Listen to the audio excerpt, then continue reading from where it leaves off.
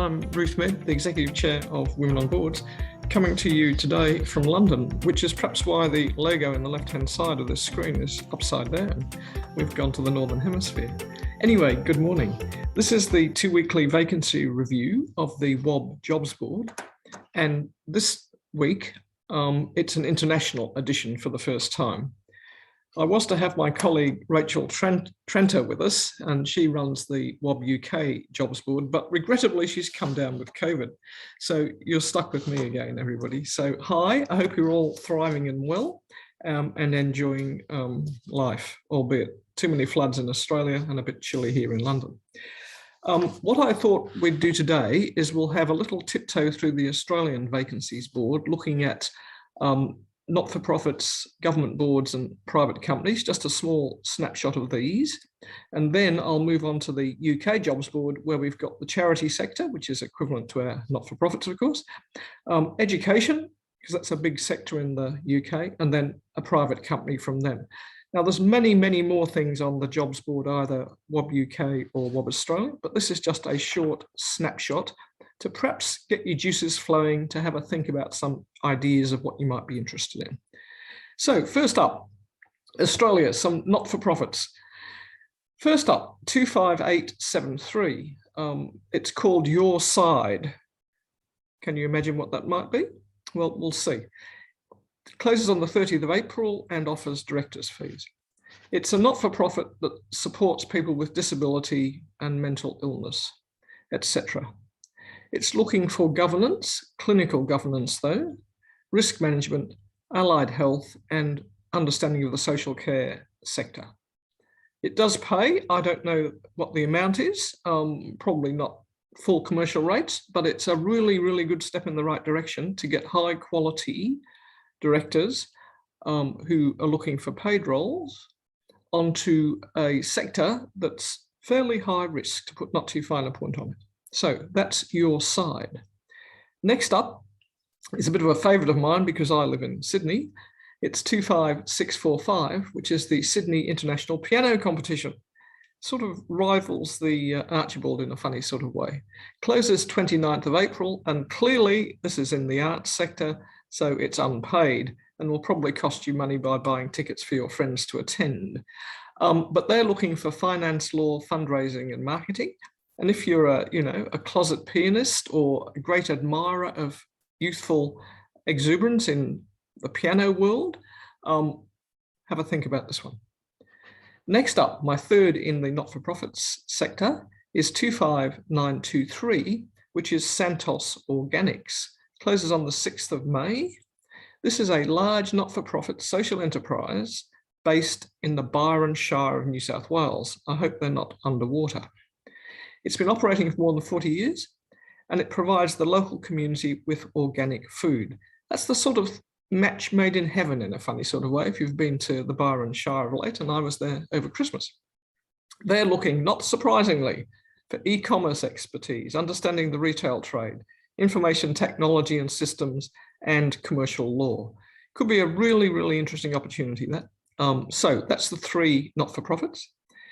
In government sector, I've just picked one. There's many, many more, but just 25878, the ACT government official visitor for homelessness. Closes on the 24th of April and you get paid a per diem fee. This is one of those large number of government entities that require visitors, and they're people that visit the entity, whatever it is, talks to the people, and they play a vital role in safeguarding the interests of vulnerable people. So it can be prisoners if you're a visitor to prisons. This is a visitor for homelessness. So that's pretty interesting if that's your bent. And your challenge with these roles, of course, is to identify the issues and then persuade the administration of these organisations to take heed of what you say. So there's a certain amount of subtlety and persuasiveness involved. They're looking for people who understand health, safety and the environment, got good communication skills and stakeholder engagement, and understand a bit about community education and the legal system. So look out for visitors. This one is the ACT. Private company, my third category, 25811 is something called M3 Property, based in Victoria, and of course is operating directors' fees. They say they're a leading independent property advisory group, providing a broad range of professional services throughout Australia. So if that's of interest to you, off you go.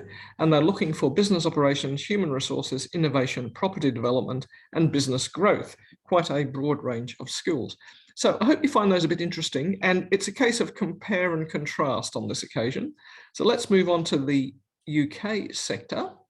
And first of all, I've got 25934, and of course you can access the UK if you're a global member, and vice versa. So 25934 is the Housing Plus Group, located in the West Midlands, closes on the 20th of April and offers directors' fees. This provides homes and a range of care services across Shropshire and Staffordshire. And for those of you who perhaps don't know, I was born in Staffordshire, so there we go. They're looking for a treasurer, so fairly specific. And those of you who've got finance skills or accounting skills will fit into that perfectly. Next up, 25931. Never come to England without thinking about the arts sector. This is the Dancers Career Development Organisation. Closes on the 16th of May, and they're offering expenses. And believe it or not, this organisation is concerned with dancers' career development. And they've been around for more than 50 years. And on this occasion, they're looking for governance, diversity and inclusion, fundraising, and strategic planning. So think about that. Next up, education. I've got essentially two universities, and the way they describe themselves gives you a hint of how old they are. So 25926, there is a requirement for a non-executive member of the Court of the University of St Andrews.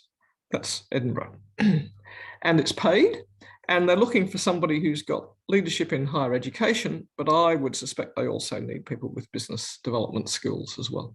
So that's that one. And then 25914 is the University of Derby. It's in the East Midlands, closes on the 20th of May, and they're offering remuneration also.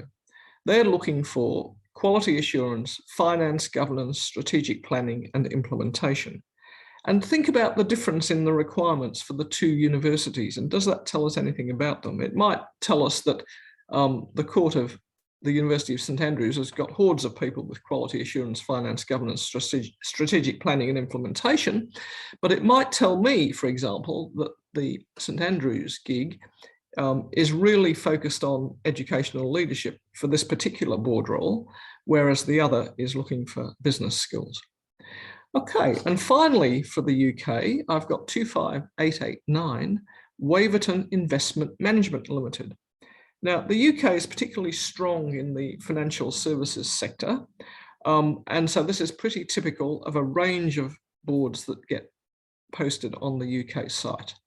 This is an investment management house, which some of us may have heard of, some of us may not.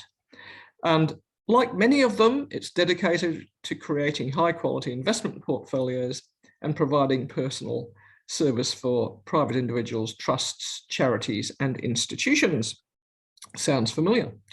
And they're looking for accounting, risk management, strategic HR, digital technology, strategy, sustainability, and an understanding of ESG. So if you happen to have that fairly comprehensive collection of skills, this is something for you. Now, I hope this recording is not too dithery. It seems to be a bit at my end here because I'm doing it on a laptop, so my apologies for that. But the message for today is that firstly, WOB is a global company. We've got a range of vacancies that get posted on the UK board and the Australian board, and some of them have got a bit of crossover. So I hope you enjoyed that tiptoe of global opportunities in the sectors of essentially charities, not-for-profits, government and education, and then private companies. Stay well, everybody, and my next edition of this effort will come from Australia, to which I return in about a week or so. So stay safe, stay dry, and enjoy summer that's coming here in the UK. Thank you very much.